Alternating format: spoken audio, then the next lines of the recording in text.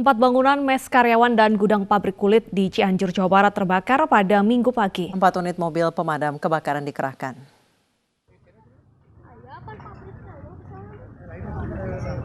Bisi kaburu kanu lain Kebakaran terjadi sekitar pukul 9.30 waktu Indonesia Barat. Ketika kebakaran terjadi, bangunan mes dan gudang pabrik kulit sedang kosong. Karyawan pabrik baru mengetahui mes dan gudang terbakar saat melihat api berkobar di atas atap dengan kepulan asap yang pekat. Tidak ada korban jiwa dalam peristiwa ini. Kerugian akibat kebakaran belum bisa diperkirakan. Bisi kaburu kanu lain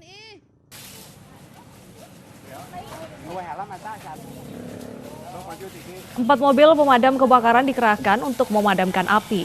20 personel berjibaku memadamkan kobaran api yang menghanguskan 4 bangunan ini. Api berhasil dijinakkan dalam waktu 2 jam, hingga saat ini belum diketahui penyebab awal kebakaran.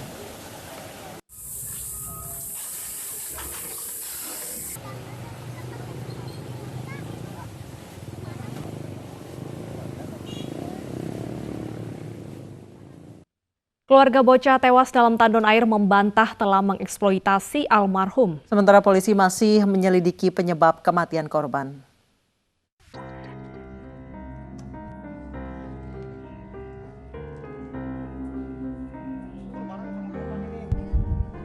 Keluarga bocah 5 tahun yang ditemukan tewas dalam tandon air di Kabupaten Bandung, Jawa Barat kini harus mendapat ujian baru. Keluarga korban banyak menerima isu miring di media sosial terkait kematian Aulia Ekayanti, salah satunya melakukan eksploitasi anak dengan memaksa almarhum mengamen dan melakukan kekerasan terhadap anak. Menerima informasi ini, keluarga Aulia membantah dengan tegas dan menyebut informasi yang beredar adalah bohong. Dipaksa ngamen, terus suka dipukulin, disiksa katanya. Sedangkan dari pihak orang tuanya enggak dipaksa ngamen. Enggak sampai terjadi dipaksa-paksa ngamen apa disiksa, enggak ada. Jadi mohon dengan sangat hapus itu penyebaran dari medsos, itu mah cuma hoax. Terkait kematian bocah 5 tahun ini, polisi masih menyelidiki penyebab kematian korban dengan berbekal hasil otopsi dan keterangan saksi. Ditemukan adanya luka gores di tangan kiri korban. Jadi kami menduga ada korban ini adalah diduga korban pembunuhan. Sebelumnya bocah bernama Aulia ditemukan tak bernyawa di dalam sebuah tandon air yang terletak di lantai 3 rumahnya. Almarhum dimakamkan di tempat pemakaman umum di Kabupaten Babakan Stasiun Cicalengka, Kabupaten Bandung, Jawa Barat kemarin. Dari Kabupaten Bandung, Mujib Prayitno, iNews melaporkan.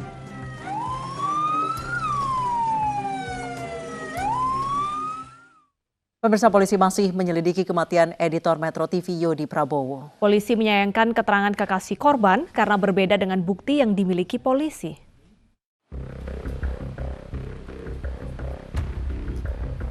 Polisi masih menyelidiki kematian editor Metro TV Yodi Prabowo dengan mengumpulkan barang bukti dan keterangan saksi.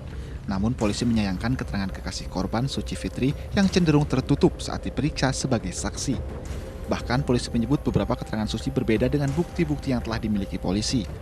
Dan kami belum ada saksi yang kami tanyakan terkait ini. Karena ya mohon maaf, pacar korban tidak terlalu terbuka dengan kami, sehingga kita juga perlu keterangan juga. Kami menilai itu ada bukan kejanggalan, maksudnya keterangannya tidak sesuai. Artinya beberapa keterangan itu tentunya kan kita mengerucut pelaku. Ada hal-hal yang sifatnya dari pihak saksi atau kerabat dari korban itu tidak disesuaikan. Sudah berapa kali diperiksa, Pak, kekasih korban? Sementara baru 2 kali kalau tidak salah. Baru 2 kali. Sebelumnya editor Metro TV Yodi Prabowo ditemukan tewas di pinggir tol Ulu Jami Pesanggerahan, Jakarta Selatan.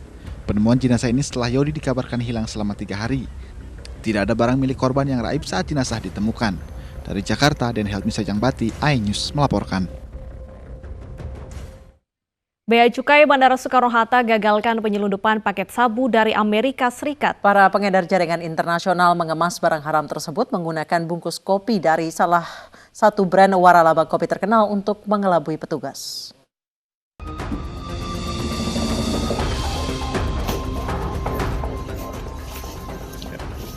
didapati barang berupa bungkusan-bungkusan dengan bertuliskan S. Ada paket kiriman dari Amerika. Menariknya ini ya karena ternyata asal barang ini dari Amerika, yang menurut kami cukup loris harusnya di Amerika, dan peredaran barang di Amerika pun harusnya lebih terdeteksi.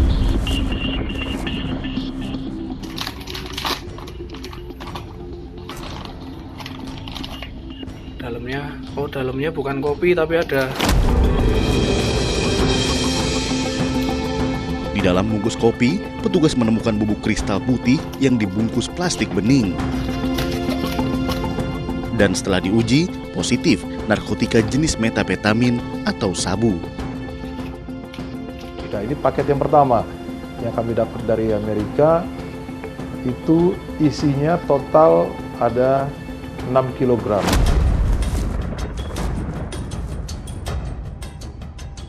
Untuk mengungkap jaringan narkotika internasional ini, Bea Cukai bersama dengan kepolisian mengintai seorang penerima paket. Siapa, Pak? Ya, Bapak ngapain tadi disuruh ngapain sama siapa? Saya disuruh ngambil ponsel, saya di ojek depan, Pak. Nah, saya disuruh ngambil ponsel. Siapa namanya? Saya nggak tahu namanya, Pak. Orang apa? Nggak tahu. Orang. Di Ambon lah, di Ambon. Setelah mengamankan penerima paket, petugas gabungan berhasil mengamankan seorang pengendali yang merupakan warga negara asing. Maksudnya apa? Maksudnya apa? Yang nyuruh siapa? Yang nyuruh siapa? Yang nyuruh siapa? Tunjuk orangnya. Dia. Dikasih duit berapa? Saya disuruh ngambil. Iya, ngambil paket. Dikasih 100.000. Iya, di bos ojeknya ya di situ, Pak. Dia nyuruh. Iya. Ya, kamu nyuruh dia. Ya. Dengan pos ojeknya ya di situ. Iya.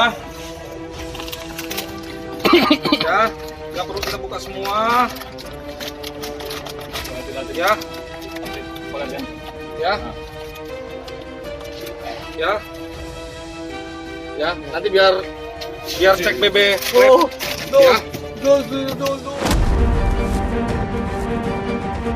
Yang mengambil paketnya masih dikendalikan oleh penjual. Mereka kirim orang, kurir, anggota sindikatnya dari Cina datang ke Indonesia hanya untuk mengambil paket tersebut dan nantinya akan menyerahkan ke pembeli.